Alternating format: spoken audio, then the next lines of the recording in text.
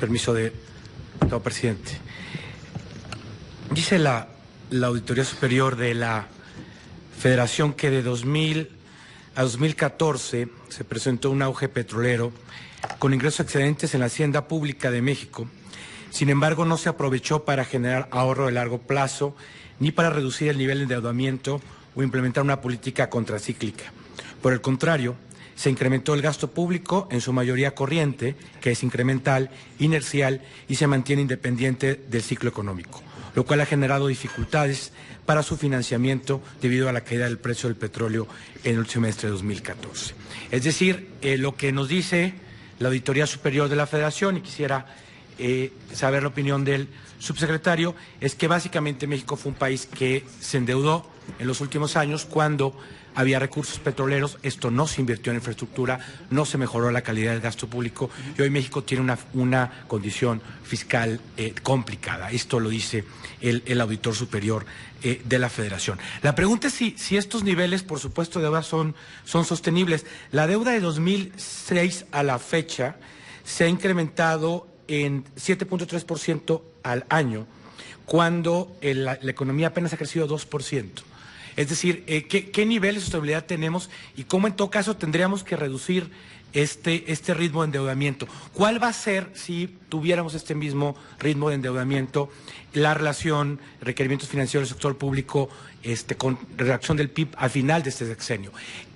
Otra pregunta es si ahora, como lo exigimos a las entidades federativas, otros deuda del gobierno, otros requerimientos del gobierno, como los fondos de infraestructura educativa, tuvieran que sumarse a estos requerimientos del financiero del sector público y en ese caso, ¿cuál sería el monto total? Hay algo que también preocupa. También en los últimos 9 años, el 13% ha habido un incremento de 13% cada año en el rubro de aprovechamientos. La Auditoría Superior de la Federación para el año 2014, yo diría que por primera vez, pues nos deja ver, ante una petición que hace el SAT, cuáles son estos aprovechamientos que en las propuestas de leyes de ingresos pues vienen como totales y por lo tanto los diputados no conocemos con precisión de qué se trata.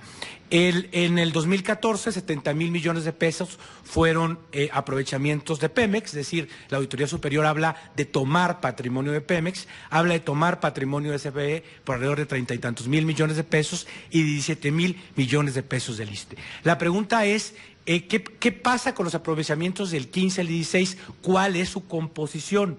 Los del 2015, por ejemplo, llegaron a ser hasta 400,000 millones de pesos para este año. ¿Qué son también? Parte de patrimonio de Pemex, de CFE, de instituciones del Estado, como lo señala la Auditoría Superior de la Federación. Y, por supuesto, la otra pregunta importante es, ¿por qué el recorte, el 80% de es el gasto de inversión? Hay una caída ya de 8% en el gasto de inversión en el año pasado y la inversión es algo así como 3.7% del PIB. Es probablemente el porcentaje de inversión pública más bajo registrado desde los años 30. Porque la decisión fundamental de recorte es en la inversión. Y claro, si es en la inversión, porque es en la inversión de Pemex que ya el año pasado tuvo también una caída de 17%.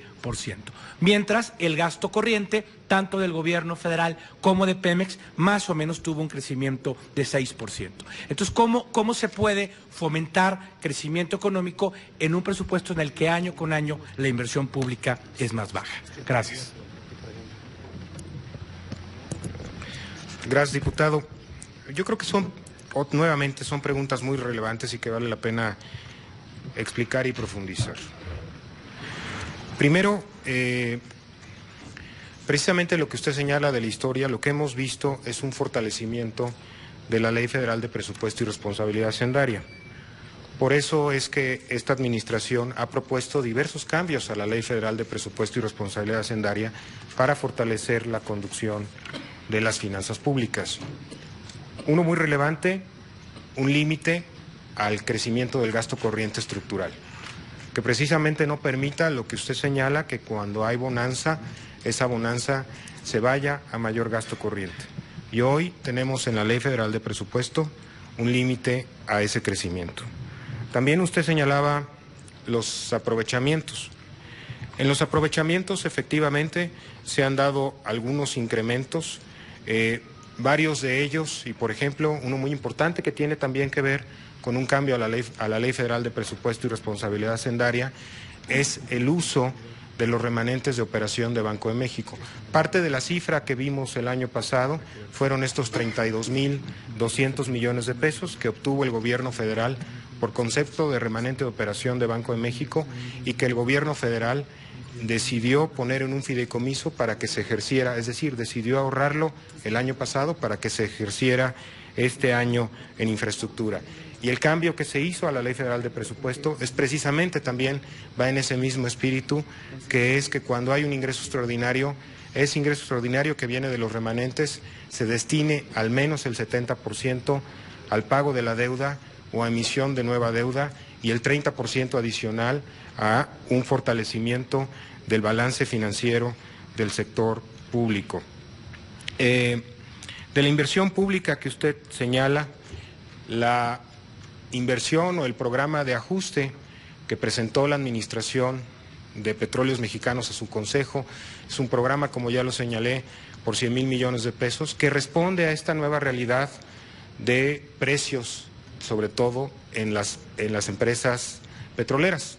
Todas las empresas petroleras a nivel mundial, públicas o privadas, están ajustando sus programas de inversión por la simple y sencilla razón que a ciertos niveles de precio, que vemos hoy, hay proyectos que ya no son rentables y dado que no son rentables, se posponen o se cancelan. Es lo que está ocurriendo con Petróleos Mexicanos y es por eso que este cambio estructural que se está realizando es precisamente para fortalecer a la empresa en este nuevo contexto de bajos precios del petróleo.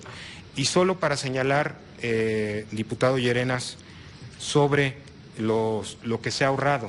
Hoy, en los fondos de estabilización, por ejemplo, en el Fondo de Estabilización de Ingresos Presupuestarios, tenemos 44.800 millones de pesos. En el Fondo de Estabilización de Ingresos de las entidades federativas se cuenta con más de 36,000 millones de pesos. Y como les digo, en el Fondo de Inversión del Gobierno Federal, que es el que tiene este remanente de operación de Banco de México, derivado del mayor valor de las reservas en 2014, se cuenta con 31.900 millones de pesos, con lo cual los fondos suman más de 112,000 millones de pesos. Muchas gracias. Muchas gracias, señor secretario.